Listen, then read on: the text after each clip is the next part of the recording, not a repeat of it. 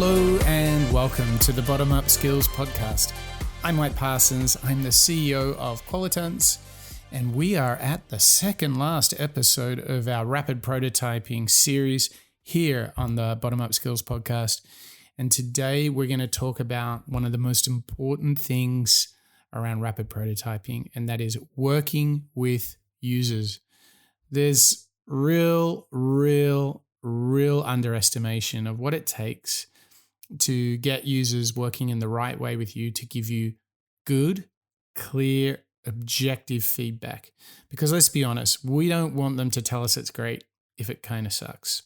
We want them to give us great feedback. So how we approach the users that we're testing with, you might call them consumers, customers, end users, audience, whatever you want to call them, it's all about how you work with them. And I've learned a few key lessons having done so many of these rapid prototyping sessions.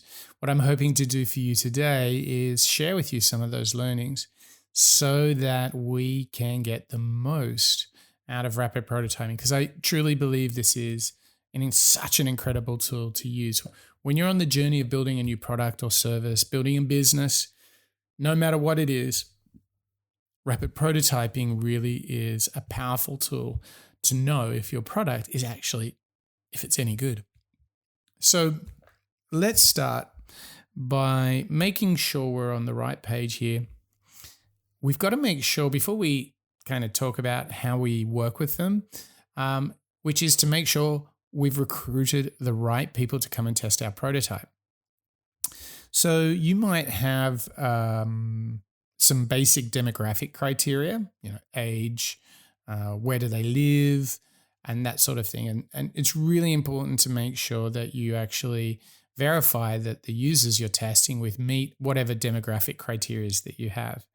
Now, another thing is that just because they're a demographic fit, they might have zero need, zero interest in the product that you're trying to test. So you may want to screen them for what segment in your audience that they are in. And that is generally going to be whether they're in a consideration phase of purchasing a product or service, or maybe some more, attitudinal vectors like what they like, what their interests are, what they believe in, or, you might even have behavioral stuff. So, if you're targeting, for example, young mums, that's like a really important life stage, which creates new behaviors. So you got to make sure that, the people that you've recruited are actually mums, because that's the way you're going to get the feedback. So before we talk about how we work with them when they turn up on the day, or whether they turn up on a Zoom call to be part of our testing, let's make sure we've got the right people in the room, because we don't want to go to all of this work and effort and do all this great testing only to realize we tested with the wrong people, because that's going to make the learnings pretty pointless. So make sure you got the right people in the room. Okay, so they're in the room. Now, an interesting tip that I would give you if you're going to do a big prototyping session, maybe you've got a bunch of your colleagues, a couple of teams, testing different variations of an idea. I think you should really have a green room, which is a place where you can sit them down, where they can't really hear and see too much about what's going on. That way, then you can check them in, take care of them, make sure they understand the purpose of the day, and so on and so forth, before you bring them in to the team for real testing. So have a green room. That works an absolute treat. Now, what you have to remember is that when people are coming to test your product, to have a look at your prototype, they're humans. I mean, it's a crazy idea. Yes, I know, but they're humans. So say hello, greet them, find out their name, give them a name tag, make them feel comfortable. And the importance of them feeling relaxed and comfortable, and that this is not some strange, unknown, dangerous event, but it's just a bunch of great product people trying to learn how to build the best product.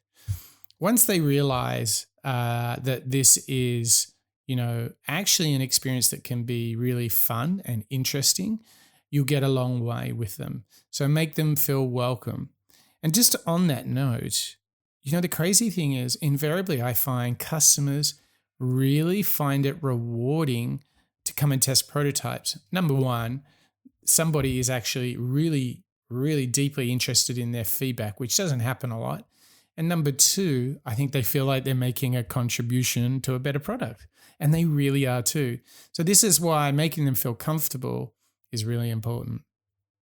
Now, another big part of setting your user up for success when you're going to prototype with them is to give them context. Context. This is really important because we're often so in our own minds, in our own heads with our product that we know automatically what situations would call upon this product. But your user doesn't know that information. So you need to provide them with the context. And at the start of getting the direct feedback, the direct response from them, you need to actually give them a task to do. I want your feedback on this user journey. I want you to write down 10 cards. I want you to tell me what the total loan amount that you can get from your mortgage using this mortgage calculator. Those are great, clear, explicit tasks that help people know where they are, what they're trying to do here. Now, importantly, once you've given them the task, you might say something like, it's 9 o'clock on a weekday.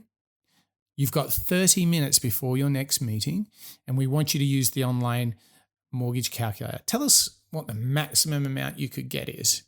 Now, there might be some other constraints. You might do this test on a phone. So you say you're on the train, you're on the bus. You can give all of this sort of context. But it's really important because if you give them this context and maybe you have a few props where you're testing your prototype, this is the secret sauce. So this is where you evoke the direct response because you transport them to that world and to that moment. So they feel like it's 9:02, they got their cup of coffee, and they've got 28 minutes to get this number before their first meeting of the day. And you will be surprised. The biggest learning that I have is that you don't need to put them on a train to get that experience, although that would be like incredibly fun. You can create an environment where they can imagine it and feel it like it's the direct moment. And why does this all matter?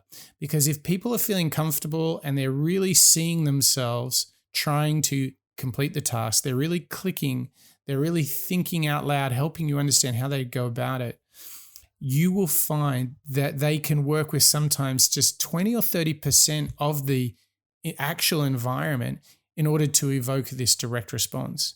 And the key thing, because they're comfortable and they have the context, their feedback is not them guessing what it would be like to use the product.